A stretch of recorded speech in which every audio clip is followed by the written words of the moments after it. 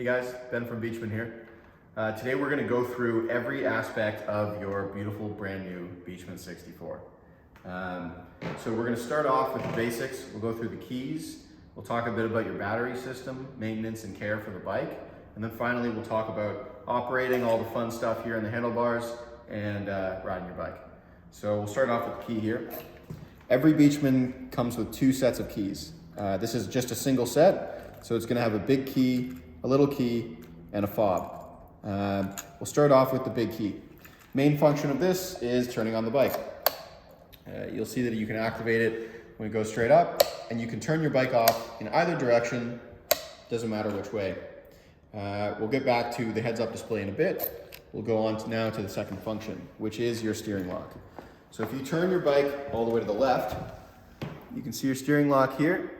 And put that key in, turn it, take it out. And what that's done is put a pin up into the frame.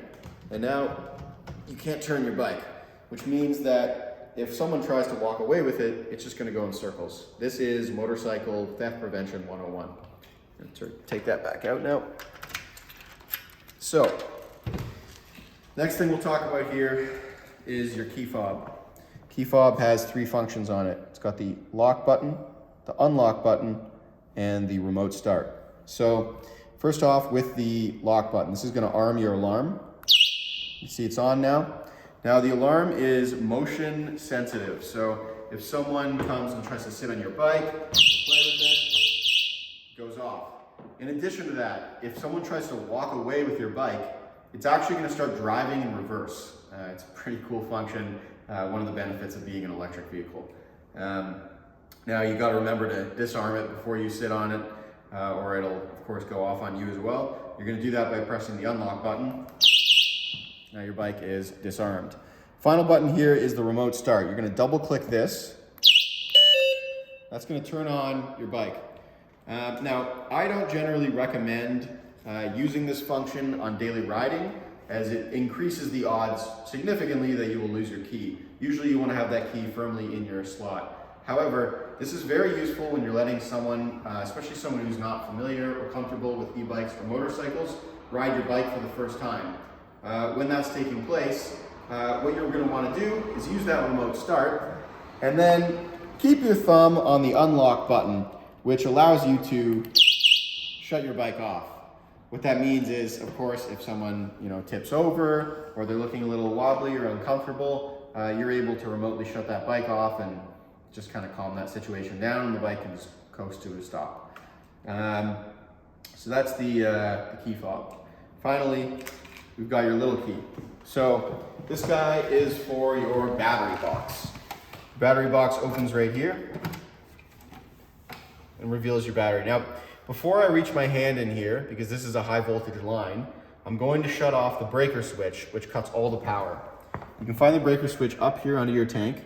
We're gonna go ahead and flip that back. On future models of the bike, the breaker switch will likely be located right here, a little easier to access. It'll be actually on the inside of your battery box, however. So now that the battery is disconnected from the bike, this power line is no longer live, it's safe to grab. I'm gonna take this and just pull it apart. Once the battery is separated, you can take your strap off. Now the strap is not actually hard mounted to the box. You can see if I want to, I can fully remove it. However, obviously this increases the odds that you're gonna lose it. So I recommend just leaving the right side always mounted. That way it hangs down there and it's out of the way. With this disconnected, I'm now safe to pull my battery out. And here is your Beachman battery. So it's got only three components to it really. You have your handles, you've got your power cable here, and your charging interface. Now it looks like a computer charger plug. I just want to say now, do not try ever to plug a computer cord or a power extension cord into this directly into a wall, as the wall will lose the fight. It's going to trip the breaker in your house. It's not fun. Always plug a Beachman certified charger into this slot. So I've got my battery out. This is going to allow me to charge it in my house, in my garage, allow me to store it for the winter. We'll talk about that later. And then when I want to, I can put it back in. One thing to notice when you're putting your battery in is there is an inner housing here. It's on a bit of an angle and it's very snug to the battery. So it'll take you a couple tries maybe in the beginning to get used to that. But once you are, you're just gonna take that cord on the top side, slot it in, goes in nice and smooth. Now I'm gonna take my strap, get it firm. No need to do extremely tight, just snug is good. And we're gonna take this, plug it in. Sometimes you gotta push down on your foot peg because it can get in the way. And we're gonna lock it up. And of course, the last stage now is I'm going to reach under, do that breaker. Now my bike is ready to ride again. So, I'll talk briefly about the battery. Old school lithium batteries, you know, they didn't want you necessarily to be charging them fully and all the way to the bottom. Nowadays, the technology has improved. Don't worry about that. Charge your battery as often as you like. It's more important to always have your battery charged than it is to try to preserve the life, as these lithium iron phosphate batteries get 5,000 cycles. It's 10 to 20 years of riding. It'll likely last longer than, you know, the actual hard points on the bike. So feel free to use and abuse that battery. The one place that you don't play around with though is temperature. Never leave your battery out in the cold for an extended period of time. So in the winter, if you're unable to charge your battery and store the whole bike in a heated garage or underground parking garage, make sure that you take that battery out, bring it inside, charge it once every few weeks, you know, maybe every month or two. Just make sure that it stays on the higher side and charge it in a safe, warm environment, then tuck it away in a closet, unplugged, and it'll be ready for spring riding. In terms of other pieces of maintenance, you know, once a year in the spring, take it into a bike shop or a local Beachman dealership and just have, you know, people tune up, tighten up all the various nuts and bolts on the bike. And the one thing that you should always do is keep your tires pumped. You can use a regular bicycle pump on these tires. They take just a standard air intake tube, and that's going to allow you to keep your bike in tip-top shape. These particular tires are 40 PSI. It'll be written on the tire if we do change in the future, so make sure before you pump it up, just take a look at your bike, make sure the PSI is correct, and keep it within 5 PSI of the full amount. The reason for that is these are pretty big tires to have tubes in them, and they don't operate optimally unless they're fully pumped up. So, yeah. In terms of other hardware in your bike, you've got your mirrors up here, you've got your foot pegs down here, which, as I said before, fold up and down. You have your pedals here, which also flip out and down. So once they're flipped down, they're gonna be hard down. The way to get them back up is to put them in and then up. Finally, you have your passenger pegs here. Again, also folding in and out. Rear shocks, rear signal lights, and your tail light.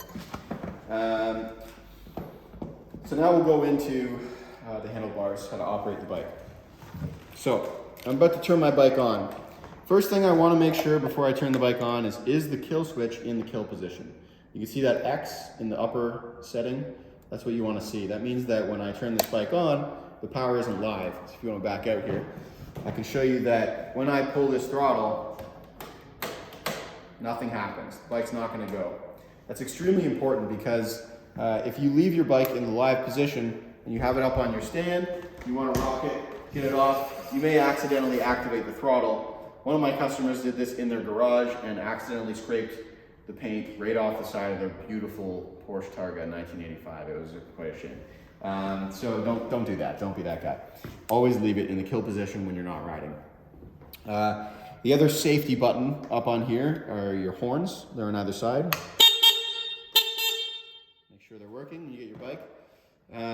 They're pretty loud, and we have them on both sides just to make sure you're always able to use them. The other buttons up on here are the blue ones. The blue are all of the lights. So we have 3 settings here for your on-off switch.